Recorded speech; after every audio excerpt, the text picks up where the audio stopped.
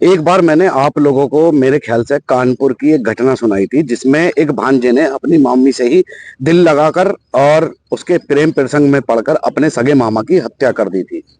आज ऐसी ही एक कहानी फिर से हमारे उत्तर प्रदेश से सामने आ रही है, जिसमें सऊदी अरब में मामा रहता था। वो जब भी आता था अपने घर पर खुशियों की लहर हो जाती थी, लेकिन इसी बीच कुछ ऐसी घटनाएं घट जाती हैं जिसको देखकर मामा की हत्या कर दी जाती है।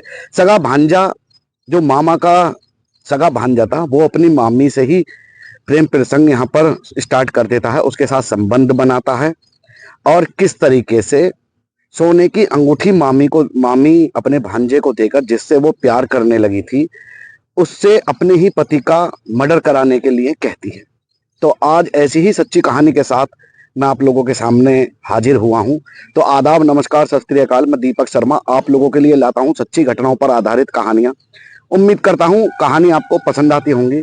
ये कहानी पसंद आए तो लाइक करना। इस कहानी के बारे में, इन रिश्तों के बारे में आप अपनी क्या राय देते हैं कमेंट बॉक्स में जरूर बताना। वीडियो को ज्यादा से ज्यादा शेयर करना, और जो कहानी सुनने के, सच्ची घटनाओं पर आधारित कहानी सुनने के इच्छुक है, वो चैनल पर सब्सक्राइब करके जाना।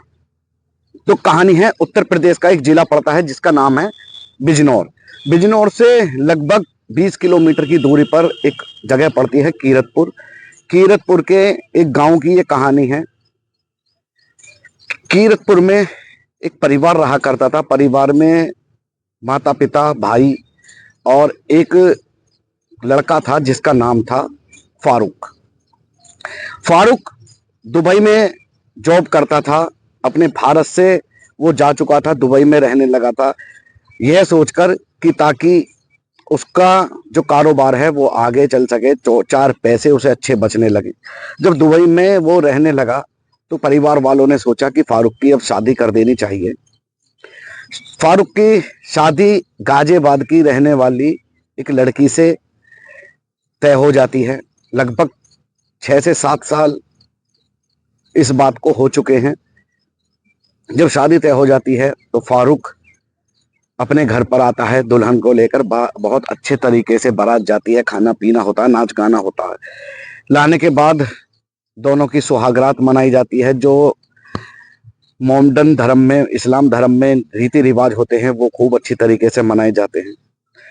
शादी के लगभग 15 से 20 दिन या महीने भर बाद फिर से फारूक दुबई चला जाता है, और लड़की जो थी अमरीन, उसकी पत्नी, वो घर पर अकेली रह जाती है। अब वो अपने कामकाज में ही व्यस्त रहती थी। जब पत्नी को छोड़कर फारूक दुबई चला जाता है तो काफी समय बीत जाता है। 1-2 साल का जैसे ही समय बीतता है, 1-2 साल का समय बीतने के बाद एक फारूक का भांजा था जिसका नाम था महजबान। महजबान कपड़ों की फेरी लगाया करता था, और रिश्ते में जो फारूक था उसका चचेरा भांजा था, यानी उसकी जो चचेरी बहन थी उसका बेटा था। उसका आना जाना घर पर लगा रहता था। वो घर पर एक दिन आता है और अपनी ही मामी से कहने लगता है कि मामी उसे कपड़ा दिखाने के बहाने बुलाती है कि आप किस किस तरीके के कपड़े देखते हो, जरा हमको भी दिखाओ। तो वो कपड़ा जो फेरी लगाता था वो कपड़े लेकर आता है, और बातों ही बातों में कपड़ा दिखाते दिखाते अपनी मामी से कहने लगता है कि मामी, मामा तो सऊदी में रहते हैं और वो दुबई में रहते हैं, तो आपका कैसे वक्त कटता है। मामी कहने लगती है, वक्त काटना पड़ता है, और उनके बिना कैसा कटेगा, बिल्कुल भी अच्छा नहीं कटता। तो जो भांजा था वो अपनी मामी से कहने लगता है कि वैसे भी तुम मेरी मामी हो, और मामी तो आधी घरवाली होती है, और जब भी तुम्हें मेरी जरूरत पड़े या किसी भी चीज की मेरे से जरूरत पड़े तो आप जो है मुझे निसंकोच होकर बुला लेना, मैं आपके सामने हाजिर हो जाऊंगा। वो कैसी भी चीज हो, बिल्कुल भी झिकझिकाना मत, और मैं आपके लिए आधी रात भी तैयार रहूंगा। इस पर मामी कहती है, ठीक है, मैं तुम्हें बुला लूंगी। कुछ दिन बीतते हैं। वहां से जो ये था महजबान, ये चला जाता है अपने कपड़ों की गठिया लेकर फेरी लगाने के लिए। अब मामी, एक दिन फारूक आता है और कहता है कि मामी, मैं हाजिर हो गया हूँ, जैसा कि आपने मुझे बुलाया था। तो मामी कहती है, हाँ, मैंने तुम्हें बुलाया था क्योंकि तुम्हारे मामा तो दुबई में रहते हैं, और मैं अकेला महसूस करती हूँ। अब दोनों के बीच यहाँ से ही प्रेम प्रसंग चालू हो जाता है। एक दूसरे से फोन पर बात किया करते थे, एक दूसरे के साथ समय बांटा करते थे, और जो एक दूसरे के बीच प्रेम प्रसंग में होने चाहिए था वो सब कुछ उनके साथ होता। अलग अलग तरीके से संबंध भी बनते हैं। जब उसे घर में मौका मिलता तो घर में संबंध बना लेता। कभी कभी अमरीन को वो बाहर भी ले जाता, अमरीन से किसी होटल में जाकर संबंध बनाता। इसी तरीके से संबंध बनने लगे। अब बीच बीच में जब महजमीन का मामा आता फारूक दुबई से, तो अभी तक उसे कोई भी ऐसा डाउट नहीं हुआ था कि ऐसा कुछ घर में चल रहा है। लेकिन कुछ साल बाद जब वो घर वापस आता है तो अपनी घरवाली से कहता है कि मैं अभी कहीं जा रहा हूं और अभी थोड़ी देर में लौटता हूं। जैसे ही वो घर से जाता है, और तभी जो मामी थी वो उसी भांजे को बुला लेती है और दोनों आपत्तिजनक हालत में एक बिस्तर पर संबंध बना रहे होते हैं। अब मामा जो था इधर, जिसका नाम फारूक था, जो दुबई से आया था, वो जैसे ही घर से बाहर गया, उसे कुछ उसका मोबाइल घर पर रह गया था। वो मोबाइल लेने के लिए तभी 10-15 मिनट बाद ही अपने घर वापस आ जाता है और देखता है कि मेरा भांजा और मेरी पत्नी आपस में संबंध बनाए हुए हैं, आपत्तिजनक हालत में है। इस पर वह अपने भांजे को पीटता भी है और उसे समझाने की कोशिश करता है कि ये तुम क्या कर रहे हो, ये रिश्ता ऐसा है कि तुम अपनी मामी के साथ ही संबंध बना रहे हो, मुझे धोखा दे रहे हो। इस पर वो अपनी पत्नी को भी 2-4 चांटे मारता है और अपने भांजे को भी 2-4 चांटे मारकर वहां से भगा देता है। अब भगाने के बाद उसके फारूक के दिमाग में टेंशन बैठ जाती है कि आखिरकार ये जो भी हुआ है ये बहुत गलत हुआ है। वो अब अपनी घरवाली से लड़ाई करने लगता है, हर बात पर लड़ाई हो जाती है। और वो कहता है कि तुम, आज के बाद मैंने तुम्हारा घर से बाहर निकलना आना जाना बिल्कुल बंद है। अब घर पर ही रहोगी और घर पर ही आप काम करोगी।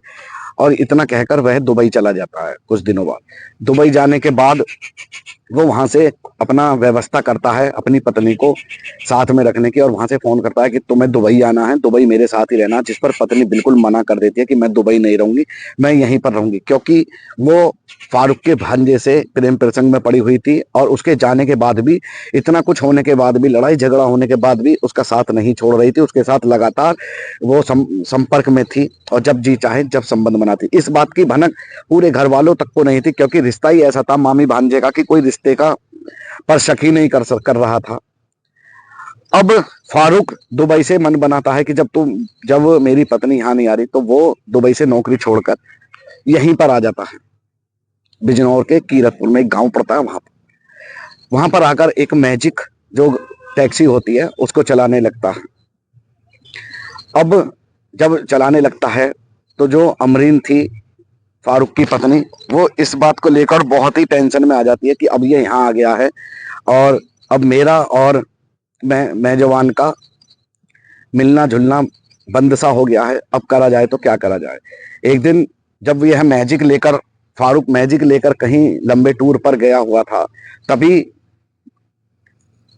जो फारूक की बीवी थी वो अपने फारूक के भांजे को बुलाती है और उसे सोने की एक अंगूठी और एक चैन देती है कि इससे जो भी हो सकता है, इससे एक हथियार खरीदो और इसको जो है रास्ते से हटाओ, कैसे भी मैं तुम्हारे बिना नहीं रह सकती हूँ। अब वो वहां से सोने की चैन और अंगूठी लेकर अपनी मामी से चला जाता है और एक उसका दोस्त था जिसका नाम था उमर से ये सब बताता है और एक व्यक्ति से एक देसी कट्टा खरीदता है।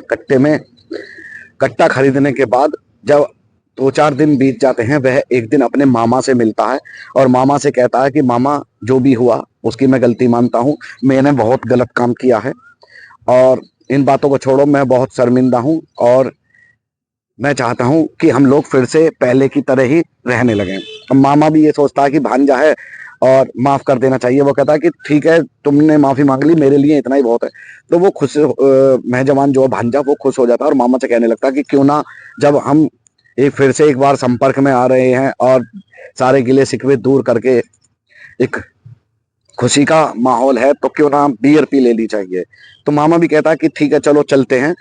तो उमर और मेहजबान मामा को एक मोटरसाइकिल पर बिठाकर वहीं पर पास में एक काशीपुर से थोड़ी सी दूर रामपुर आशा एक गांव का जंगल पड़ता है, वहीं पर नदी थी, वहां पर ले जाते हैं और बैठाकर उसे बियर पिलाते हैं। जब मामा पूरी नशे में वहां पर हो जाता है तो देसी कट्टे में एक गोली भरकर मामा की पीठ में मार देते हैं। वो गोली तो मिस हो जाती है, लेकिन दूसरी फिर से गोली भरी जाती है और उसको मार दी जाती है। मामा वहां पर अपने बचाव के लिए काफी शोर मचाता है, लेकिन वहां पर आसपास ऐसा कोई भी शख्स नहीं था जो मामा की मदद के लिए वहां पर आता।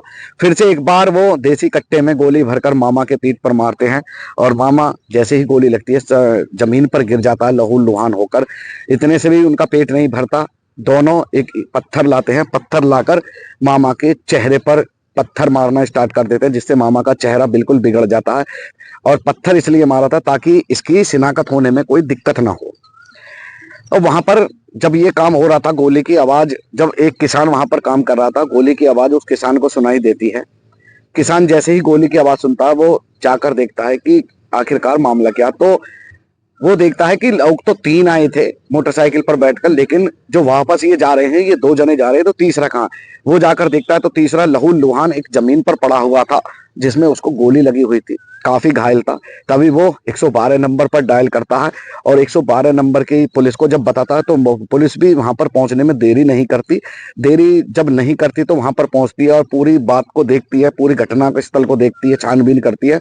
तो वहां पर उसकी शिनाख्त नहीं हो पा रही थी। तभी पूरा जो गांव है, आसपास के गांव हैं, वो वहां पर इकट्ठा हो जाते हैं।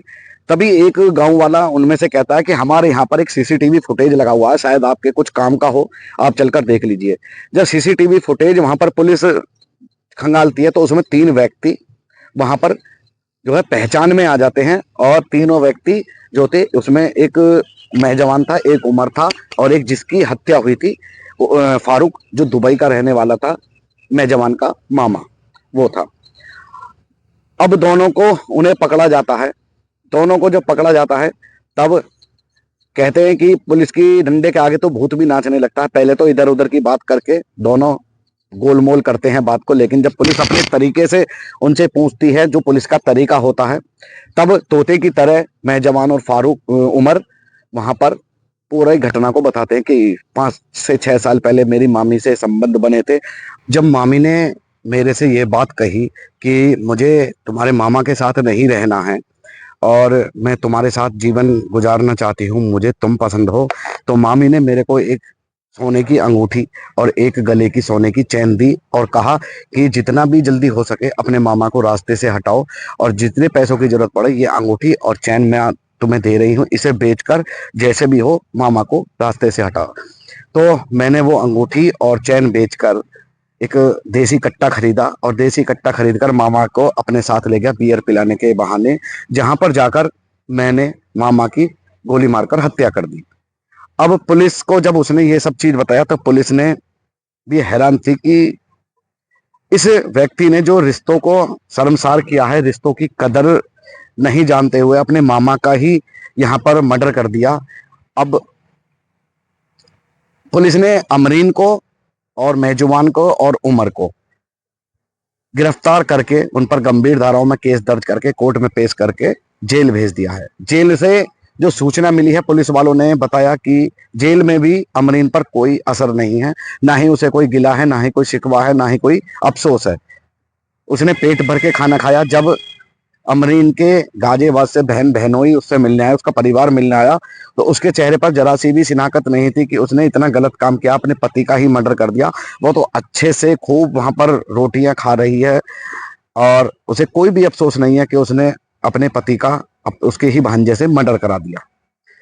अब फारूक जो दुबई में रहता था, नौजवान का मामा जिसका मर्डर हुआ है, उसके 2 बच्चे हैं। अभी तक ये भी पता नहीं पड़ा है कि ये बच्चे महजुबान के हैं या फारूक के हैं। हालांकि बच्चे हैं, मासूम हैं, उनकी तो इस दुनिया में अभी ये भी नहीं पता कि हुआ क्या है, मम्मी क्या होती है, पापा क्या होता है। जब छोटे बेटे से पूछा, उसे तो अभी ये भी नहीं पता कि पापा कहाँ चले गए हैं, मम्मी कहाँ चली गई। लेकिन बड़ी जो बेटी है या बेटा है, वो जब पूछती है कि पापा कहाँ हैं, पापा से मुझे मिलना है, तो उसके दादी और दादा हैं घर में, वो यही कहते हैं कि बेटा पापा अब इतनी दूर चले गए हैं कि अब कभी वापस नहीं लौटेंगे। मम्मी के बारे में जब पूछती है तो दोनों का कलेजा कांप उठता। अब क्या बताएं उसे कि मम्मी ने ही तुम्हारे पापा को मरवा दिया है, तुम्हारे ही भांजे से, और खुद जेल चली गई है। अब जीवन खराब, बच्चों का हाथ किसके सहारे रहेंगे, दादी दादा भी कब तक रहेंगे, जब तक बच्चों की परवरिश कर रहे हैं। हालांकि पुलिस ने फारूक के भाई के कहने पर नामदर्ज रिपोर्ट कर आरोपियों को जेल भेज दिया। तो ये थी आज की एक ऐसी कहानी जो रिश्तों को शर्मसार करती है। एक भांजे ने ही अपनी मामी के प्रेम प्रसंग के चलते, उससे अवैध संबंध बनाने के चलते अपने मामा की हत्या कर डाली। अब बात ये आ जाती है कि क्या हमें ऐसे रिश्तों को कायम रखना चाहिए, कभी अहमियत नहीं समझनी चाहिए। कितना गलत इंसान था वो जिसने अपने मामा की ही हत्या कर दी। उसने एक बार भी ये नहीं सोचा कि मेरा मामा है, मेरी बहन का भाई है सगा, मैं उसकी हत्या कैसे करूं। तो ये थी आज की सच्ची कहानी जो कि बिजनौर जिले के कीरतपुर के एक गांव से थी।